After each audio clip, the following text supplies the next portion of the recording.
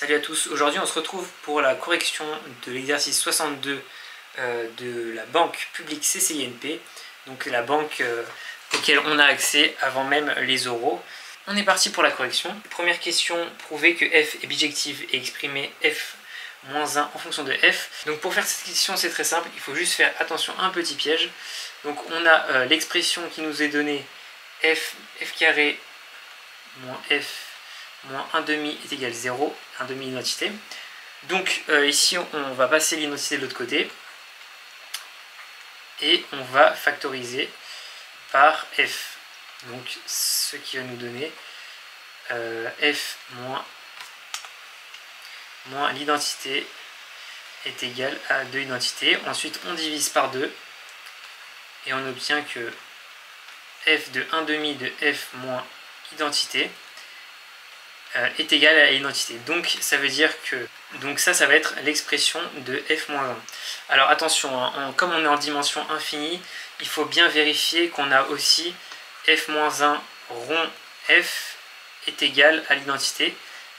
Donc pour bien montrer que bon, là c'est pas très mathématique ce que j'écris puisque j'écris f-1 alors que j'ai pas encore montré que c'est f-1. Mais ce qu'on veut montrer que c'est f-1, c'est 1 demi de f moins l'identité. Donc pour faire ça, on va tout simplement faire ce qu'on a écrit juste au-dessus. On va faire f-1 rond f. Donc 1 demi de f moins identité rond f. Et ça va nous faire 1 demi de f carré moins 1 demi de f. Ce qui va nous donner l'identité selon la relation de l'énoncé. Donc attention à ce petit piège de dimension infinie. Bien vérifier qu'on a f rond f-1 égale l'identité et f-1 rond f est égal à l'identité. Donc question 2, prouver que E est égal à la somme directe du noyau de f plus l'identité avec le noyau de f moins 2 identités. Donc la question A en utilisant le lemme des noyaux. Donc le lemme des noyaux, on rappelle, on prend deux polynômes premiers entre eux, donc P1 et P2, que P1 soit premier avec P2, donc là j'écris PGCD de P1 et de P2 est égal à 1, et P est égal, donc P c'est un troisième polynôme, est égal à P1 fois P2. Et le lemme des noyaux nous dit que le noyau de P évaluant F est égal à la somme directe du noyau de P1 évaluant F avec le noyau de P2 évaluant F. Donc nous, pour répondre à la question 2A, on va tout simplement utiliser les polynômes suivants. Donc on va prendre P1 est égal à x plus 1 et P2 égale à x moins 2. Donc P1 fois P2 c'est égal à x carré moins x moins 2. Et donc, le noyau de f carré moins f moins 2 identités égale à la somme directe du noyau de f plus l'identité en somme directe avec le noyau de f moins 2 l'identité. Ok, donc là on a répondu à la question puisque on sait que ça... excusez-moi, hein, je ne suis pas très habile avec le stylet parce que c'est une des premières fois que j'écris avec. Donc ça c'est égal à 0, donc le noyau de 0 en fait c'est E. Donc on a bien E est égal au noyau de f plus l'identité en somme directe avec le noyau de f moins 2 identités. Ok, donc maintenant on va pouvoir passer à la question. Ok, donc maintenant on va pouvoir passer à la question 2B. La question 2B c'est sans le même... Ok, donc maintenant on va pouvoir passer à la question 2B. La question 2B c'est sans le lemme des noyaux.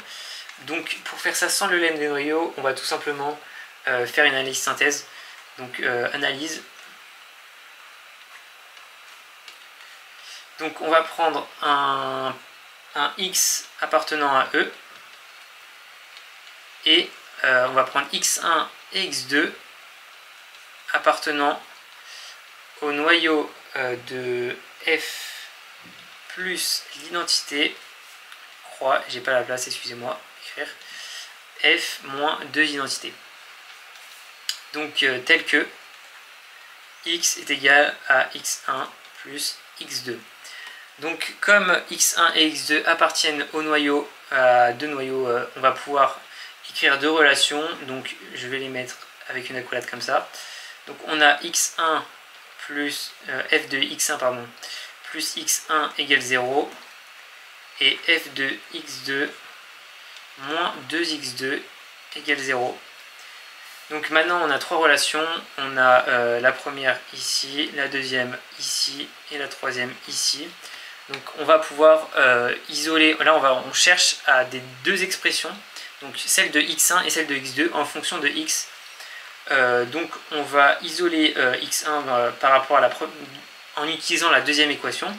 Donc selon la deuxième équation, on a x1 est égal à moins f de x1 et on a x1 est égal à x moins x2. Donc on a x moins x2. Par linéarité, on obtient f de x2 moins f de x1, f de x, pardon. Et ici, on va pouvoir utiliser la deuxième expression, la troisième équation qu'on avait. Et donc, on sait que f de x2 est égal à 2x2. Donc, on va avoir 2x2 moins f de x est égal à x1. Et 2x2, c'est égal à x2 pardon, est égal à x moins x1 moins f de x. Et donc là, on va pouvoir passer le x1 de l'autre côté, ce qui va nous donner, donc on obtient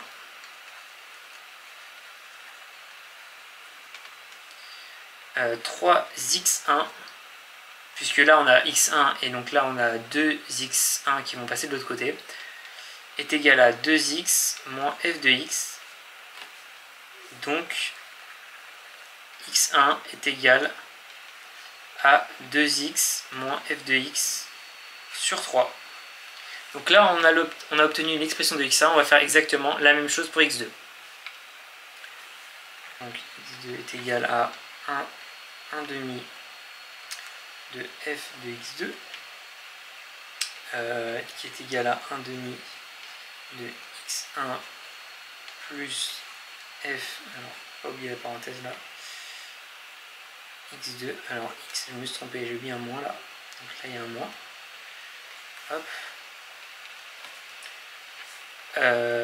donc on sait que f de x1 est égal à moins x1, donc ça nous est égal à f de x est égal à plus x1,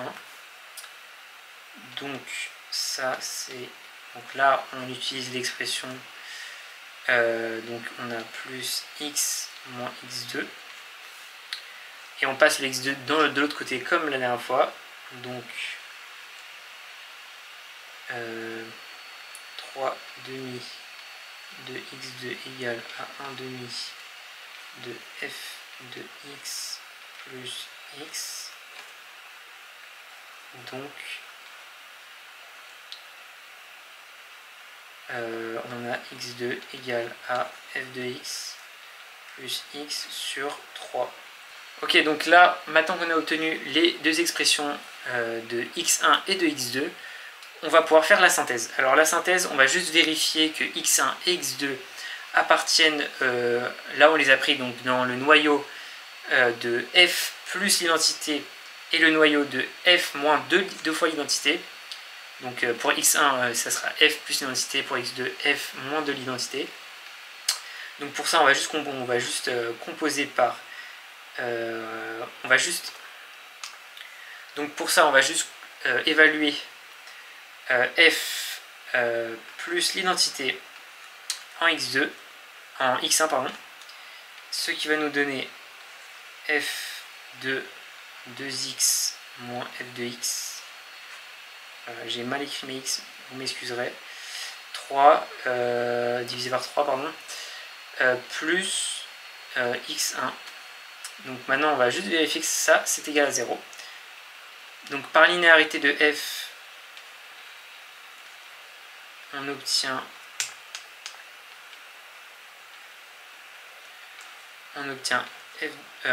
2 tiers de f de x moins 1 tiers de f carré de x. Encore une fois, très mal écrit. F carré de x. Donc f carré de x, excusez-moi. J'écris pas super, hein. Excusez-moi. Si vous avez la moindre question, n'hésitez pas à la mettre dans les commentaires. Parce que là, bon, des fois, je pense que mes explications ne sont pas super claires. Donc là, on remplace x1 aussi. Donc là, on va factoriser par 1 tiers, pour moins 1 tiers même, pour nous faciliter la vie, et pour faire apparaître l'expression qu'on nous donne dans l'exposé, dans l'énoncé, pardon. Je perds la tête. Donc moins 2f de x, ici.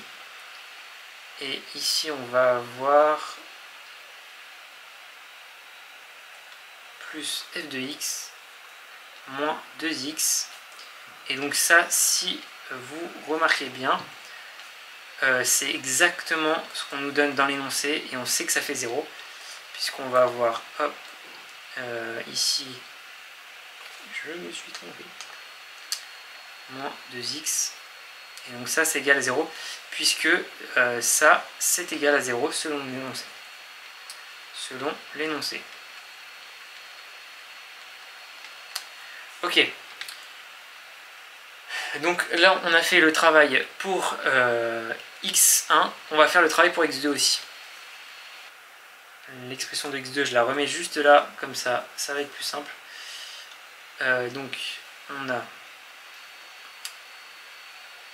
va aussi factoriser par 1 tiers, je pense, ça va nous faciliter la tâche. Et donc, on va obtenir f carré de x plus f de x moins 2f de x moins 2x. Et donc là, encore une fois, on fait apparaître l'égalité qu'on a trouvé, qu'on nous a donné dans l'énoncé. Moins 2x, et ça fait 0, puisque tout ça, ça fait 0. Ok. Question 3. Donc, pour montrer que l'image est incluse dans le noyau, on va prendre un x dans l'image, donc soit x appartenant à l'image de f moins plus, pardon, ça c'est un plus l'identité. Donc, il existe un x' appartenant à E tel que f de x' plus plus x', pardon, est égal à x. Donc maintenant on veut vérifier que x appartient au noyau de f moins de l'identité. Donc on veut vérifier que x moins 2x est égal à 0. Ça c'est ce qu'on cherche à montrer. Donc pour l'instant on n'a pas l'égalité. Donc on va juste remplacer x par l'expression qu'on a juste au-dessus. Donc on va obtenir f carré de x' plus x', f de x', pardon, moins 2f de x' moins 2x'. Et donc en simplifiant, on va encore une fois trouver l'égalité qui nous était donnée dans l'énoncé. J'ai mis un prime alors qu'il n'y en avait pas. Moins f de x', moins 2x'. Et ça, du coup, selon l'énoncé, ça fait 0. Donc on a bien une inclusion. L'image de f plus l'identité est incluse dans le noyau de f moins de l'identité. Et donc maintenant on va essayer de montrer l'égalité des dimensions. Donc pour ça on va utiliser la question 2 dans laquelle on a montré que on avait 2 noyaux supplémentaires dans E. Donc on a l'égalité des dimensions on a l'égalité suivante, pardon. Donc la dimension de E qui est égale à, on va dire n, on va noter n, est égale à la dimension du noyau de f moins de identité plus la dimension du noyau de f plus identité. Ça, c'est selon la question 2. Donc maintenant, on va utiliser le théorème du rang pour f moins 2 l'identité et pour f plus l'identité. Donc selon le théorème du rang,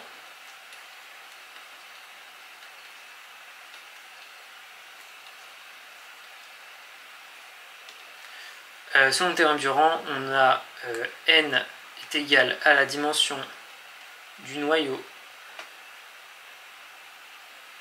de f plus identité plus le rang. Donc le rang, c'est la dimension de l'image, hein, pas du noyau, excusez-moi, de f plus l'identité. Donc on obtient que donc là on va dire l'équation numéro 1 et ça c'est l'équation numéro 2. Donc en faisant 1 moins 2, on va obtenir que la dimension du noyau de f moins 2 identité moins le rang de f plus l'identité est égal à 0. Donc la dimension du noyau de f moins 2 l'identité est égale au rang de f plus l'identité. Et comme on a l'inclusion entre les deux ensembles, on obtient l'égalité entre les deux ensembles. Le noyau de f moins 2 l'identité est égal à l'ensemble des images de f plus l'identité. Voilà, c'était tout pour ce petit exercice CCNP. Si vous avez la moindre des questions, n'hésitez pas à la poser dans les commentaires. J'essaierai d'y répondre. Si vous voyez des fautes dans ma correction, n'hésitez pas à les signaler. Ça aidera sûrement d'autres personnes. Même si c'est des petites imprécisions, ça fait toujours plaisir, un petit peu plus de rigueur mathématique. Merci beaucoup d'avoir regardé cette vidéo. N'hésitez pas à vous abonner et à liker la vidéo. Passez une excellente soirée ou journée. C'était LG News. Allez, ciao!